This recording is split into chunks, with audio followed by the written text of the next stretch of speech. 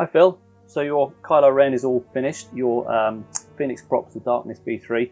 Quite unusual to these hilts. Quite hard to find these days. It was a limited run a couple of years ago. It's pretty badass. This thing's a monster. Yeah, every bit as sinister as the character in the films. So let's have a look around it now. So there she is. Quite a few bits I need to kind of go through. It's not the simplest hilt to use, but I've built in some extra features to make it much easier. So the first thing to say is the kit came with two switches, one for the main, which is there, and the aux, which is in there.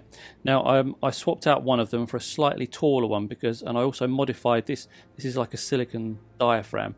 I modified that slightly to get a better switch action because it was a little bit sticky and you had to sort of jab it a little bit. It didn't feel very nice, so I've modified all that to make that work a bit more nicely. To get it going, I can't ship it live, as it were. So you are going to have to open it up to access the kill switch to boot it up for the first time.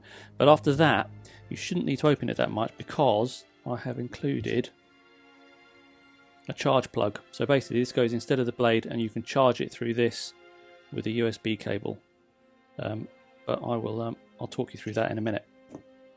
So to open it up, first thing we have to do is remove these 3 screws.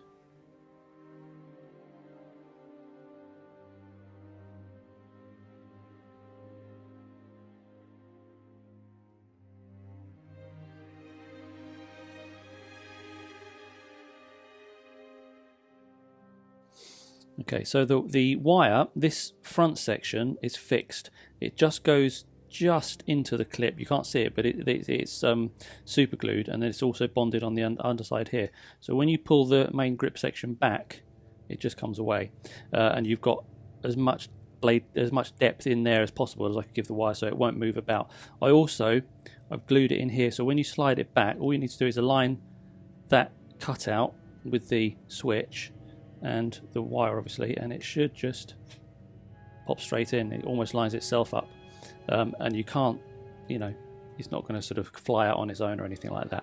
So yeah, so to open it up, there's our chassis. So you've got obviously Profi board on there and removable battery and kill switch on there. Now the other thing, when you're doing this, it's best to, this switch is just held in with a magnet, but to get it out, it's best to take it out before you open it up, because you don't want this just moves around. This is just loose once those screws are undone. So you'll need a pair of circlip pliers.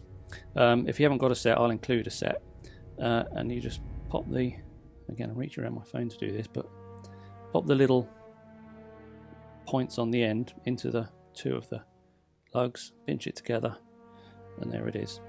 And as I say, just held in with a magnet, so then you can slide the holder off to access the front of it, and you can see the switch there with the magnet just super glued on top of it. And there's your other switch, again slightly taller, as I said, to give a better action. So yeah, so then we can boot it up. So that's the boot effect you wanted, and then to put it back, line up the slot in the front with the side with the blue wires. Make sure that little silicon button is all the way out. It just defaults. I've never had to push it back, but just in case it gets sticky, make sure that's all the way out. Slide the front end back until it sort of locates, and then you can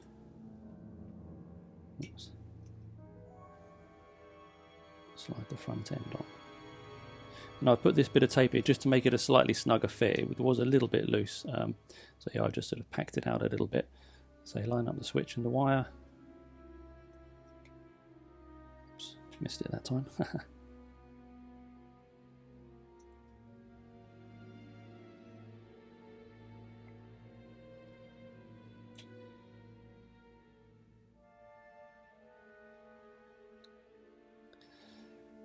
So then, now when you put the screws back in, you'll need to sort of shuffle the front shroud a little bit until it sort of locates, until it sort of drops in.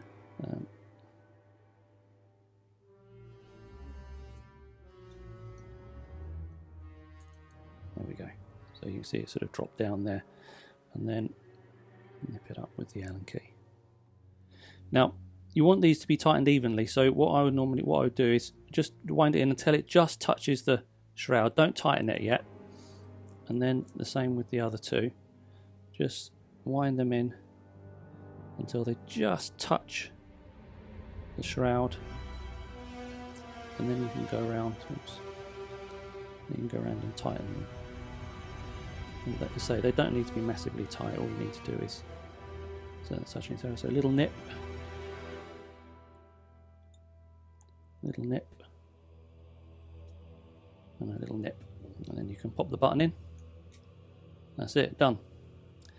So yeah, now the blade plugs, you've got 3 blade plugs on it, and with the new screw, the new blade retention screw, they all take the same, oops, wrong side, same size Allen key.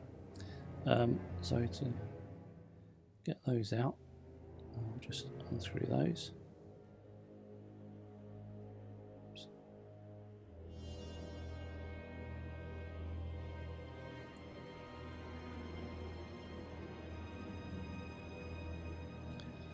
There's our first blade plug, and the second, and the third. Now, these are all metal. So on the back of these, although this one isn't actually a hazard for the pins because you've got the recess there, I've put electrical tape over the back of it just to be sort of doubly safe. And then on these ones, if I just left the metal, the minute you slid them in and they touched the pins, if they were live, that would have been it. And because of the charging mechanism, the pins do tend to stay live. But yeah, so I've added a little 3D printed panel on the end, and then electrical tape on top of that, belt and braces. So they're all safe, and when you just slide them in, they just locate it when they just touch the pins. That is the right height. Now, obviously, you can fire it up in the normal way. Short click of the main. You've got your blaster blocks and everything. Now, so that you don't have to keep opening it up, what I've done is included this charge plug. As I say, a USB, the same type of USB that goes on the Profi board. You use that in there, and then when you slide it in, the hilt will detect that you've got the charge plug in, and it'll switch to a charging mode. Battery charging mode. So now when you plug that in, this will light up at the end, red while it's charging, and then it'll turn, I can't remember if it's blue or green, I think it's blue when it's completely charged. And then when you remove it again, it acknowledges that you've moved it. So yeah, to light it up, all we need to do is single click of the aux, as I say, of the main. So you've got an unstable blade on there. So you've got all your effects and everything, localized lockups. I can't really get far enough away from the camera so you can see it, but you sort of get the idea. Now the side blades are, a lot of people use the proplicator ones with these, but the problem with this, they're sort of like a soft plastic, and my worry was this with the screws going in and out of them, they might get chewed up. So these are different, but you can see they're like right to the end. These are hard plastic, and I've modified them to fit this hilt. So yeah, I think they're really good. And the main blade, basically, it's a normal blade covered with sort of stippled silicone, which I think does give the right effect. You probably can't see it on camera, but in the flesh, it looks the real deal. Now, on this hilt, let me just shut it off. On this one, all the fonts you wanted loaded up, along with all the freebies. You've got 54 fonts on this, 54 blade presets. So navigating to them with the normal system of just going forward and backwards one at a time is going to be a bit unwieldy. So I've written some more. I modified the coding on this, written some more code. When I say me, I didn't. It was Brian over at the Crucible, one of the Profi board expert guys, helped me with it. So he got that working. So the idea is now, as well as the previous thing of going forwards one and backwards one, that's all still there. But now you can go, if you point it up, it goes forwards. And if you point it down, it goes backwards. But if you point it up and do one click of the aux, Kylo, it goes forward one preset. If you do a double click of the aux with it pointing up, it goes forward 5. Excellent. So that's takes us to that must be number 6 there because we were on 2. And a triple click takes you forward 10 fonts. Anakin Skywalker. So yeah, that must be one of those rematch ones. And likewise, if you now point it down, triple click goes back 10 fonts. Excellent. Double click goes back 5 fonts. Kylo Ren. And a single click goes back 1 font.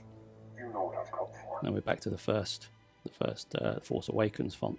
So yeah, so that's a bit of extra functionality that I've built into it, which is going to make, say, most people don't have as many fonts as you.